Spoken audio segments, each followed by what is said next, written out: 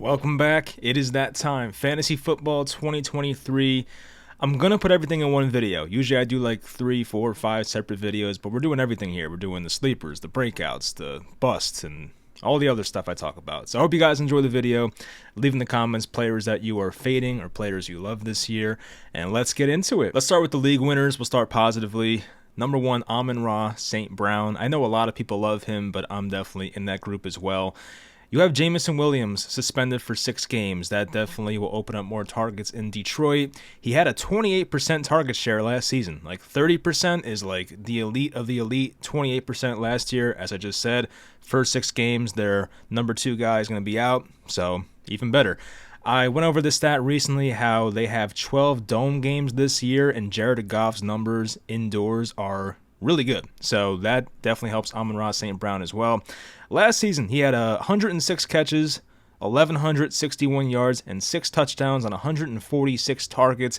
I could see him getting to like 160 this year, maybe even more. Like, I feel like he is a lock for over 110 catches if he's healthy. Of course, that's a big if. So if there's going to be like a 2021 Cooper Kupp type guy this year, probably Amon-Ra St. Brown. Maybe it's Cooper Kupp himself. I do like him this year as well, but Amon-Ra St. Brown could be that guy, and you get him in round 2. He's also in year 3, has a smaller contract. He was like a 3rd or 4th round pick. He's going to be playing for the big contract, and he's one of those guys that you can tell he wants it badly. He still remembers every name of, wide receivers drafted in front of him in the real draft in the NFL. Like, he wants it. So he's going behind guys like Devontae Adams, A.J. Brown, CeeDee Lamb. I would take Amon-Ra over all those guys. So I'm not saying that's a bad thing for them, but I just love Amon-Ra this year. So he's definitely a league winner in my opinion. My second league winner could be a biased pick as a Giants fan, but I love him this year. Darren Waller, tight end of the New York Giants. He has not had an elite season since 2020. He was the tight end number 2 that year, only trailing Travis Kelce, of course. He has been dominating in training camp this year. He seems happy, highly motivated. There's like no competition for targets, and you can tell in the Giants' one preseason game where the starters played so far. They may play tonight, actually, but we'll see if the starters play. But in the one preseason game versus the Panthers, they targeted Darren Waller like 3-4 times right out the gate. Now, maybe that was just to implement him in the offense, blah, blah, blah. But I think that can really tell us what's going to happen this year, because if you look at the Giants wide receivers and other potential targets, there's not anything that great. Like, Darius Slayton's fine. Isaiah Hodgins is fine. Wan'Dale Robinson's coming back from the ACL. Sterling Shepard's coming back from another pretty serious injury. So, like, the competition for targets is pretty non-existent. Of course, Saquon will get some as well. But Darren Waller, don't kid yourself, is the go-to guy. He's probably going to be like top 3 in tight end targets this year. He's another guy who has to be healthy. He's not been healthy in the past couple years. He's now 31. It doesn't bother me that much. I know 31's like kind of scary, but 31, not too bad in my opinion. He looks like he's in tip-top shape. And even last year, I'll admit, I was not big on Darren Waller. I remember fading him because they had Devontae Adams. So it's not like I'm like a pro Darren Waller guy all the time, but I think in this particular situation, it seems like he's motivated, happy, in great shape, targeted very often. Like, he's a very good tight end to have on your team this year if you don't get like Kelce or, Andrews, Hawkinson. Like, he's in like that next tier for me. So Darren Waller could be a league winner this year. My next potential league winner, wide receiver DJ Moore, new team, the Chicago Bears. So back-to-back guys here on new teams, but it kind of reminds me, and it's not the exact same, but hear me out on this one. It kind of reminds me of Stephon Diggs going to the Bills a few years ago. And I remember that year Stephon Diggs was like way down in drafts because Josh Allen presumably sucked at that time. Of course, he broke out that year, so it worked out perfectly if you got Stephon Diggs that year. I think that was 2020. So similar-ish thing this year. DJ Moore's going somewhere in like the 4th, 5th round in most drafts. He's a guy that if Justin Fields takes that next step, which he's looked good in preseason so far. I saw a play before where DJ Moore had a long catch from Justin Fields in the preseason, so that was good to see. And here's another positive Justin Fields thing. He was 2nd in ADOT last year, only trailing Russell Wilson, so the big plays will be there for DJ Moore. He can make plays downfield. We all remember that play against the Falcons last year. He caught the 60-yard bomb from P.J. Walker. Like, DJ Moore can do these things. He's 26 years old, right in the prime of his career, and he's been a consistent guy. Like, at worst, like, DJ Moore is like a wide receiver 2 for your team, like at worst. But I think the ceiling this year is higher because, hey, maybe Justin Fields in year 3 breaks out. It's a new team. They'll force targets to him this year. Their other targets are not that intimidating. Like, sure, Chase Claypool was given up, a second-round pick for. Darnell Mooney can make plays downfield. Cole Kmet I like. But, like, those guys are not going to take away too much from DJ Moore. I'm not too concerned about that. So if they use him creatively, which I think they will, and kind of force the ball his way, DJ Moore has a chance to be like a back-end wide receiver 1 this year. That would not shock me at all. Next, I have a guy who is a first-round pick, back end of the first, and I feel like he's picking up some steam because he just seems very safe and very consistent. But that's Nick Chubb of the Cleveland Browns, running back, of course. I think he might be the safest pick, and of all running backs this year, like, you can poke holes into McCaffrey, you can poke holes into Austin Eckler, even Bijan Robinson. But I feel like Nick Chubb, you know what you're getting here. A guy with a really good offensive line, a quarterback in Deshaun Watson, who I think will be better this year, good receivers on the outside, they can't stack the box, and he's just been a very consistent running back ever since being in the league in 2018. Like, Nick Chubb is going to be a guy who gets you somewhere around 1,400 rushing yards, and the receiving numbers might be better. Kareem Hunt is gone, so there might be a better receiving number for him. He caught 36 passes back in 2019 when Kareem Hunt was suspended for about half the year that season. So Chubb was the RB6 last year with only 27 receptions. So let's say he gets to like 40 catches this year. He might be like the RB3 or something like that. So if the touchdowns stay the same, if the rushing yards stay the same, which I don't see any reason why they wouldn't be, Nick Chubb could be a top 3 running back and a potential league winner in 2023. Next, I have a couple quarterbacks. 2 guys named Justin. I talked about one before when talking about DJ Moore. One is Justin Fields and the other is Justin Herbert. So Fields had 5 top 5 finishes at the quarterback position from weeks 7 to 13. He got a bit banged up after that. Wasn't the same guy really, but he was so good down the stretch. He probably carried some of you to fantasy championships last year. And he led the NFL in yards per carry, 7.1 yards per carry for Justin Fields. That was very impressive. They improved the weapons, obviously, a full year of Chase Claypool. I just mentioned DJ Moore. So this could be the year for Justin Fields. I think he has top 3 quarterback upside, so definitely got a target in round 5 if you can get him there. Justin Herbert, new offensive coordinator, Kellen Moore. Dak Prescott had some really good seasons with him. Dak was the QB7 back in 2021 right off his ankle injury. And Dak was also the quarterback 1 back in 2020 until his fractured ankle in week 5. So there is some evidence out there that if you have an offensive play caller like Kellen Moore, he's had some great quarterbacks, and I think Justin Herbert is even better than Dak Prescott, of course, and the weapons are even better than the Dallas Cowboy teams in the past. Like, the Chargers have every weapon you can ask for. So I like Justin Herbert a lot this year, and they added Quentin Johnston in the first round, who's been having some good reviews so far. So even better weapons. Like, their wide receiver 4 is like Josh Palmer. That's very good. So I like both Justins this year as quarterbacks for fantasy. Next, we have a guy who changed teams in the offseason, stayed in the same division. It's running back David Montgomery. At first, when I saw him, I didn't want him too much, but the more I thought about it, I'm like, this actually makes way too much sense. Like, let's go after David Montgomery. So Jamal Williams last year, who is the guy who went to the Saints, and now David Montgomery is going to play his role this year in the Lions offense. He by far had the most rushing attempts inside the 5-yard line last year. He had 8 more than the guy who was in second, and that was Justin Fields, who was like the quarterback sneak merchant last year. So plenty of goal line opportunities for David Montgomery. That's awesome. Jahmyr Gibbs is not going to be the goal line back. I just cannot see a world where that happens unless Montgomery gets hurt or something, and even then, they might bring in somebody else. Detroit has one of the best offensive lines in football. I would say it's top 5. Jamal was the RB12 last year. That's Jamal Williams. And Montgomery's even better. It's tough to predict touchdowns, but the Lions have a good offense. They should be near the goal line a lot this year. And as I mentioned before, plenty of dome games. Jared Goff should play very well throughout the entire season. He won't be crap on the away games when it's outside. So a lot of indoor games. The Lions offense should move the ball. A lot of goal line opportunities for David Montgomery. And the Lions went out and got him in the second day of free agency. Like, that stuff's big to me. Like, how badly do they want this player? How badly did they want David Montgomery? Well, they got him in the second day of free agency and gave him a good amount of money. So they definitely wanted him. They saw a plan for him in this offense. And his competition, like Jahmyr Gibbs, yeah, he'll definitely catch some passes this year, but I feel like the early down work and like the goal line stuff, that's David Montgomery. Jahmyr Gibbs is like barely 200 pounds, so I don't see that happening. So Montgomery has also played in at least 13 games in every season in his career. I think he entered the league back in 2019, so he's had plenty of evidence of being a durable player. So David Montgomery, Can he be another Jamal Williams and win your league for you? I think so. Next is James Cook, running back of the Buffalo Bills. I was very much between James Cook and Rachaad White. Like, I see the argument for both guys. I just went with James White because the offense is so much better. Like, you talk about Tampa's offense and Buffalo's offense. Now, maybe Tampa's offense is not as bad as I make it sound. I could see a world where they're like okay, but obviously Buffalo with the elite quarterback and Stephon Diggs, obviously that's gonna be a great offense, no doubt about it. So James Cook has clearly been the RB1 in camp so far in preseason. He's running with the ones consistently. Damian Harris, who they brought over from the Patriots, has kind of been outplayed so far by Latavius Murray at 33 years old, and Harris has also battled injuries so far in camp. So James Cook's a guy who's a big play waiting to happen. He's a good receiver.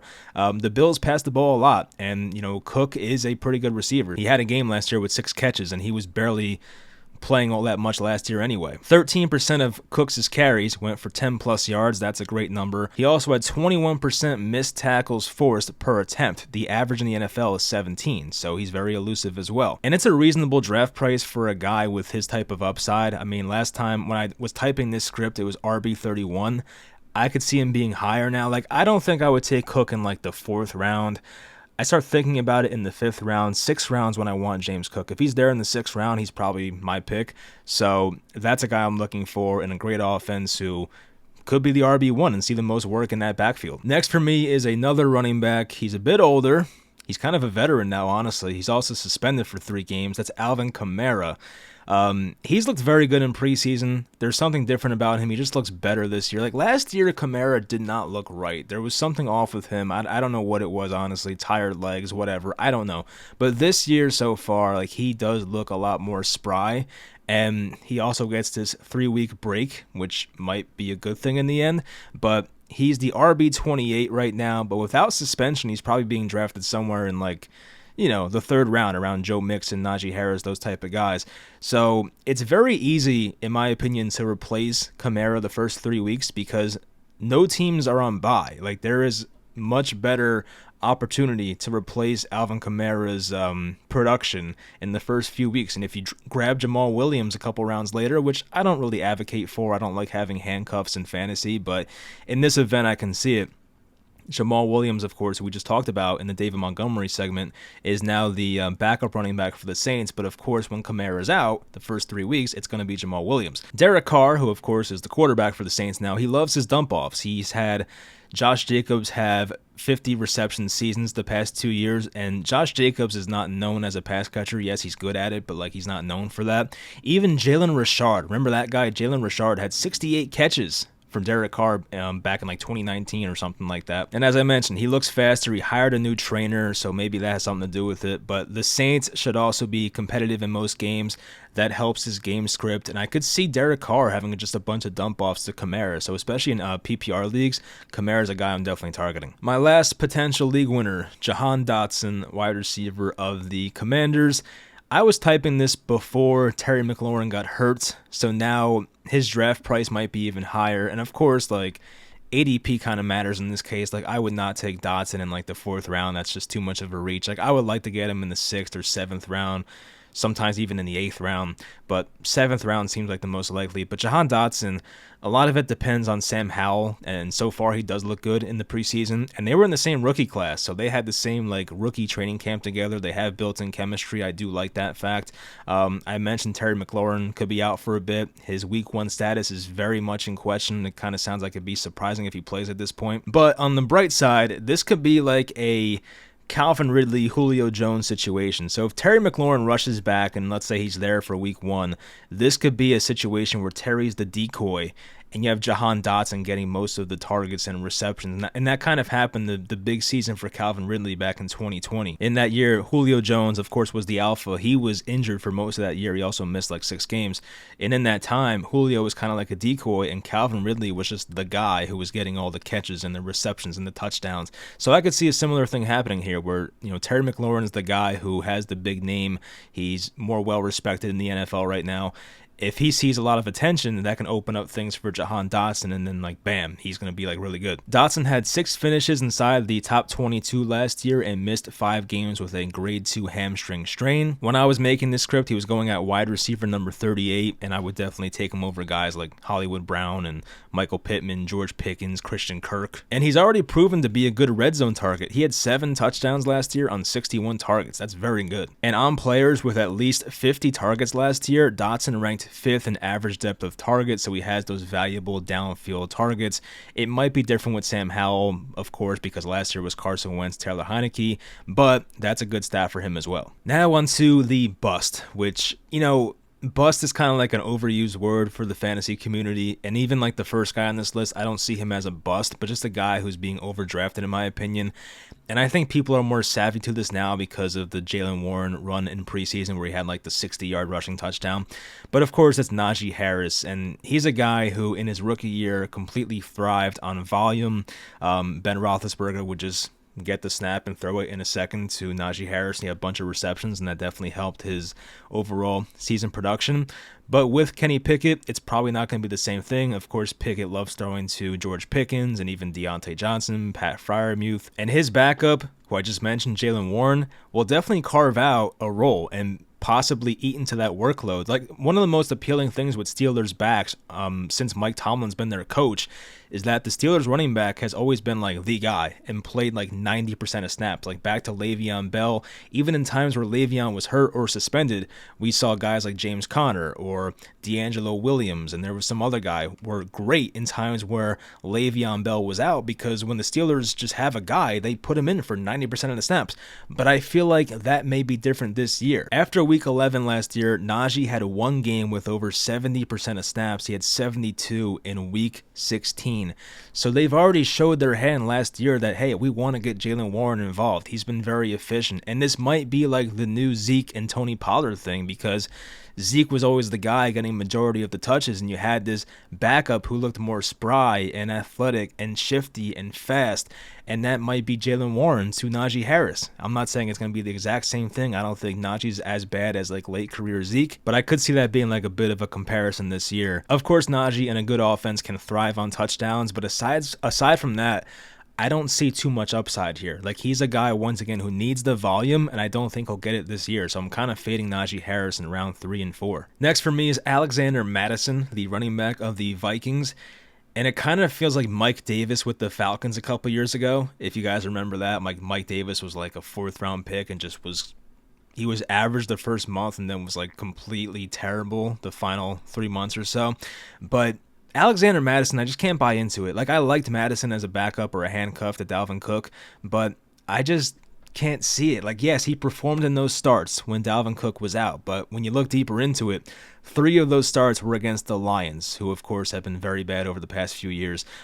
Seattle's defense back in 2021, he had a start. Atlanta in 2020, and the Rams in 2021 was probably the most impressive defense that Alexander Mattison faced as the starter, and he wasn't even that good in that game. Like, he just went off against bad defenses, and now it's kind of engraved in our minds like, oh, if Alexander Madison's the guy, he's going to score 20 fantasy points per game, and I just don't see that being the case. The Vikings even have this backup running back, Ty Chandler. He was a 5th-round pick in 2022. He's opened up a lot of eyes in preseason, so I don't even think it's going to be like 90% of Alexander Mattison. It might even be like a split. And Madison's not a great athlete. Like, his explosiveness is pretty non-existent. He can thrive off catches and being a goal line back and a good offense, but I just feel like we've seen this movie before where it's been like, you have the Mike Davis or just some other guy come in when the starter leaves and he just underperforms. Like, I could see that being the case here. So I don't have like that many great arguments against Madison, but I just don't want him this year. Next, I have Kenneth Walker, another running back of the Seattle Seahawks. And this one's tough for me because there are people and like podcasts I listen to of people I respect who do like Kenneth Walker this year. So it's not like it's everyone's in agreement that this guy's a bust. I've heard people say like he's a potential league winner. So, it's all about gut feel, and nobody really knows the answers. That's why we have to wait until the stuff plays out. But the Seahawks went out and invested a 2nd-round pick in Zach Charbonnet this year, 52nd overall pick. Pretty early draft compensation there for a backup running back. But I did love Charbonnet in college. I loved his college tape at UCLA. And when he went to Seattle, it was surprising. I wanted my Giants to get him in like round 3 to back up Saquon, but no, he went in round 2, so that was pretty surprising. Walker had a groin injury. He's back now, but he did miss time, and Charbonnet definitely impressed Pete Carroll during that time, so that's kind of concerning as well.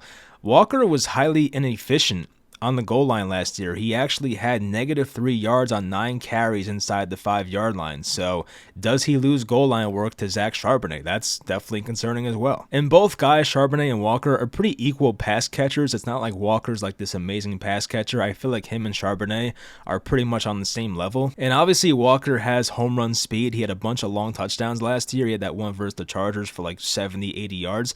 But I just feel like his consistency week to week is not going to be what you want for a potential RB1 or RB2. And I don't want to run into a situation where I draft Walker and okay, he's the starter for the first 3 weeks, but then like by week 4, they're kind of like alternating drives. Like I don't want that, of course. That's like the worst case scenario. So Kenneth Walker, I would rather avoid him this year in 2023. Next, I have a wide receiver, and it's tough to say because he's one of the most exciting players and fun to watch players in the league, but it's Deebo Samuel of the 49ers. I just can't take him where he's going, like the 3rd round, 4th round. I just can't do it.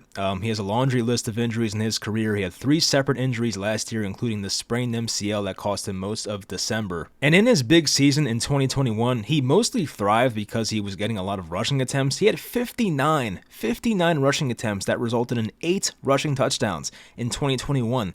There's a guy named Christian McCaffrey in the 49ers backfield now. That's not going to happen. There's no reason to give Deebo 59 carries. He's on a big contract now. They're not going to risk that injury. They're just not. They obviously want to keep him healthy for the playoffs. The Niners are going to be looking like long-term of like, we're trying to win the Super Bowl here, and keeping Deebo healthy should be a priority for them. So I just don't see it. Like as a receiver, like yeah, he's fine, but I just feel like he's still bumped up because of that 2021 season. I just don't think it's going to happen again, especially with CMC on this team now. Next, I have another wide receiver, DeAndre Hopkins of the now Tennessee Titans. I don't have that many great arguments, but I'll try. But he's just one of those guys that when I look at him on the draft board, I'm just like, it's like there's nothing exciting here. Like it's the Titans run first offense. It runs through Derrick Henry. I'm sure Hopkins will have a handful of games where he's very good this year and scores a touchdown, but this is a run-first team. He's now 31 years old, Hopkins. He was tied for a career low last year in yards per reception at 11.2. And A.J. Brown's like he's the comparison because like that's kind of like the wide receiver 1 type guy when you go to the Tennessee offense. That's who people think of. And A.J. Brown thrived off like those slants that went for 80 yards because he's so quick and explosive. And DeAndre Hopkins is not the same way, at least not anymore. He's 31 once again. He's not going to move the same way as 23-year-old A.J. Brown at the time. And are we sure that Ryan Tannehill can last a full season? He didn't last year. And the backup quarterbacks for Tennessee, we've seen it. They're not that good. Malik Willis, like, okay, there is some upside there. Will Levis, there is some upside there, but I just, like they're not consistent. And I feel like if Tannehill was to be injured or just, like, traded or something like that, which I don't know if he'll be traded, but once again, if he's not there, DeAndre Hopkins and every other receiver for Tennessee, they're going to suffer. He's kind of like Najee Harris in a way. He thrives on volume, and he's in an offense that runs through Derrick Henry. I just don't really see the upside. He's a future Hall of Famer. He obviously could prove me wrong. He's going to play a lot of slot this year, which is probably good for him, but I just cannot... I just can't find it in me to take him. I just can't. So maybe he'll be fine, but I just don't think the volume's there and the upside's very limited. My last bust, and it's kind of like a whole group here, is Eagles running backs. I don't want them. The only way I would take an Eagles running back is if DeAndre Swift falls at like crazy value, like around 9 or 10. Outside of that, I am not touching an Eagles running back. It just seems very messy. Like when Rashad Penny was there by himself with Kenneth Gainwell behind them, it was like, all right, I can see, Penny being a pretty attractive player to draft. But once they made that trade for DeAndre Swift, it was like, nope, we're out. I just have no interest. It just feels like one of those timeshare backfields. You rotate 3 guys, Penny might not even make the team, but if he makes the team, it's going to be Penny, then Swift the next drive, and then Gainwell the next drive. Like, I just don't want to touch that situation. Once again, if Swift were to fall very far, because I think he's the actual starter on that team, he'll probably get the first crack at it. I would take Swift pretty late, but at their ADP, I am not touching these guys at all. Actually, last bust, this is the last one, and I think people have caught up to this now, so it's probably not even worth mentioning, but Greg Dulcich of the Denver Broncos tight end, he's not really playing with the starters. Like, he's splitting snaps with Adam Troutman, who, of course, was drafted by the Saints a few years ago when Sean Payton was there, and when Sean Payton went to Denver, he got Adam Troutman back from New Orleans, so now he's a Bronco. So I feel like Adam Troutman's their preferred tight end. Greg Dulcich had some nice moments last year. There is some excitement for him in year 2, but if he's not playing with the starters, then there's no point in drafting Greg Dulcich. All right, so I'm going to run through some sleepers real quick, and I think we'll do some like strategy stuff at the end, but the sleepers I have, number 1, Zay Flowers, wide receiver of the Ravens. I think everybody loves Zay Flowers. A rookie this year, a first-round pick, somewhere in the 20s. Zay Flowers has gotten ridiculous reviews in practice so far. Like, people love him. You had Rashad Bateman, who missed a lot of training camp. You have 31-year-old Odell Beckham, who, yes, as a Giants fan, I love Odell, but I just have no interest in drafting him this year. Zay Flowers will probably be the slot guy for that team, and I could see a scenario where, like, he is their wide receiver 1. Of course, their main guy is Mark Andrews. They're not going to take that away from him, but Zay Flowers, even Rashad Bateman, I could see myself taking a shot on Bateman, but Zay Flowers is my preferred player for the Ravens right now. My second sleeper is Sky Moore, wide receiver of the Kansas City Chiefs. He enters year 2, and there was some hype last year because the Chiefs, of course, they lost Tyreek Hill. There were some openings at wide receiver. Sky Moore as a rookie was hyped up. It didn't really come to fruition. He did look good in the playoffs last year, but that was obviously not for fantasy football. But now Sky Moore with Juju Smith-Schuster gone, and I kind of like Juju this year too. I'm not going to put him in the sleeper category, but like I would take him late if he fell. But anyway, Sky Moore is a guy who should play that slot role for Patrick Mahomes in the Chiefs offense. Like, that's amazing. So I could see him having like 80 catches, 1,000 yards, and maybe scores like 5 or 6 times. Like, that's a great pick for like the 10th round, 11th round. So Sky Moore, a guy I'm definitely looking at in this great Chiefs offense. Next, I have a running back, Tyler Algier of the Atlanta Falcons. Of course, he'll be behind Bijan Robinson. But even though Bijan's there, he still has some standalone value because the Falcons run the ball so much that Tyler Algier might still see 8 to 10 carries per week, even if Bijan's healthy the entire season. Now, if there's an event where Bijan misses time, then all of a sudden you have a great running back on your team as a starter, and he'll be like a high-end RB2 probably. So Tyler Algier does have his own value if Bijan's healthy, but if Bijan misses time, then yeah, Tyler Algier is an amazing pick. Tyler Higbee, tight end of the Los Angeles Rams. He's a guy that he will get his targets. It's Cooper Kupp and nobody else. And I think with the Rams having like one of the worst defenses of the entire league right now, aside from Aaron Donald, I made that joke last video in my NFC record predictions, how Aaron Donald's kind of like that Lamborghini meme in like the crappy house. That's kind of what Aaron Donald's like right now. But aside from him, the Rams have nobody on defense. They'll be playing from behind a lot this year. Stafford will throw the ball a lot this year. And even if Stafford got hurt, I think like throwing to the tight end is probably the easiest option. So I feel like Tyler Higbee, no matter who the quarterback is, of course I prefer Stafford, but no matter who the quarterback is, Tyler Higbee will have his value, especially in PPR leagues. Next is Jaylen Warren. We went over him in the Najee Harris part of the video. And if Najee ever went down with an injury, I mean, my God, this guy's probably going to win you your league. He'd be a top 10 running back at that point. So Jaylen Warren is a great pick. He has some standalone value, kind of like Algier. Like, he'll get his touches even if Najee Harris is playing. But in the event he goes down, and as I talked about, the Steelers love to have like their bell cow back. It might not be the same this year when both are healthy, but if Najee was out, it's only one guy remaining. And even if, like, in the reverse, let's say Jaylen Warren got hurt, then all of a sudden, like, Najee Harris becomes a good pick. But I'm assuming that Warren's going to be healthy this year, and if he does happen to be behind a Najee Harris injury, he's going to be like a top 10 running back. Jeff Wilson Jr. is my next one of the Miami Dolphins, another running back. There was some hype for Devon Achane, the running back, the rookie running back this year out of A&M, and he already got hurt. It's not a bad injury, but like a rookie missing time, especially like a mid-round pick type rookie, that's definitely a big deal. Jeff Wilson Jr. and Raheem Mostert seem to be like the starters, the co-starters for the Dolphins right now. But Mostert's 31, and he's had so many injuries in his career. Like, I think he's a ticking time bomb. At least for Jeff Wilson, he played well last year when he was traded to Miami mid-season from the 49ers. And Jeff Wilson probably will be the goal line back. And if, once again, Mostert misses time, then he'll be the guy. So Jeff Wilson is a very late pick, worth taking a shot on. I also have tight end Jawan Johnson of the Saints. And Jawan Johnson's a very good athlete. Like, he was a pretty high sleeper a couple years ago. He kind of had like a mini breakout last year. He was okay. But Jawan Johnson's a guy who could be a very good red zone threat. And I do like him even more now because Derek Carr has had some really good seasons with tight ends. Of course, Darren Waller. I mean, the guy had some really good seasons with Derek Carr. But even before that, Jared Cook had a couple of really nice seasons. He had one really good year with Derek Carr. So Derek Carr definitely loves feeding those tight ends. And Jawan Johnson, of course, has a lot of talent, and he could be one of Derek Carr's go-to guys. I have some deep sleepers, like deep sleepers. I put Mac Hollins. He's probably the wide receiver 2 for the Falcons. And I like Mac. He makes big plays. I mean, you're not going to start him in like a 12-team league, a 10-team league, but something deeper. I feel like Mac Hollins does have some value. I put Sean Tucker in here. He's a guy who I watched in preseason, like last week against the Jets. He's a 49ers running back. Not 49. He's a Tampa Bay Buccaneers running back. And the I keep saying 49ers, the same colors, I guess. But the Buccaneers running back room is not good. Rashad White is the presumed bell cow. But behind Rashad White is nobody that good. You have Chase Edmonds and Keyshawn Vaughn. Like, Chase Edmonds last year had some hype, new team going to Miami. It did not work out at all. Keyshawn Vaughn's been in the league now for a few years, and he has not proven anything, so he might be cut at this point.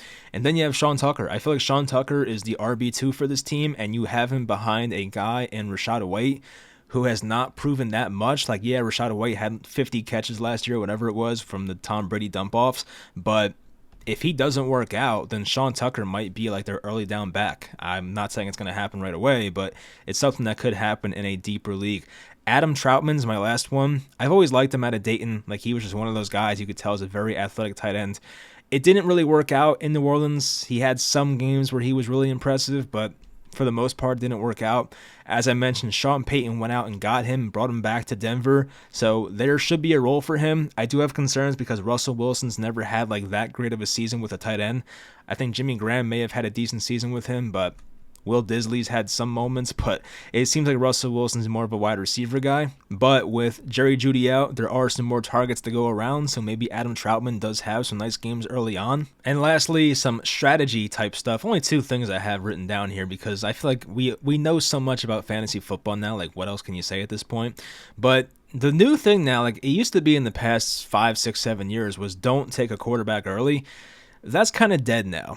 You know, if you saw last year, I had Josh Allen in like every fantasy league last year, and a lot of my teams did well because the quarterbacks at the top were separating themselves from the guys that were like the quarterback 9, 10, 11, 12. Like a lot of times back when it was pocket passers only, you had Aaron Rodgers, Peyton Manning, Tom Brady. They were close enough to the guys that were like the bottom tier starting quarterbacks. Like I'm talking like QB 9, 10 once again, that it didn't make sense to draft quarterbacks early. You could wait on one and get similar results. But now, with the emergence of Jalen Hurts and Josh Allen and guys like that, Lamar Jackson, probably Justin Fields, Patrick Mahomes, they separate themselves from the pack. So if you want to draft one of those guys earlier, I don't blame you. As I said, I had Josh Allen last year. My teams were doing very well, and I feel like now people have caught on to it more, so quarterbacks may go in the 3rd, 4th, 5th round. But if you're on the clock and you see Jalen Hurts in round 3 and there's no one else you like, you know, at the skill positions, I say go for it. If you're in the 5th round, and same thing for Justin Fields, I say go for it. I like Lamar Jackson, go for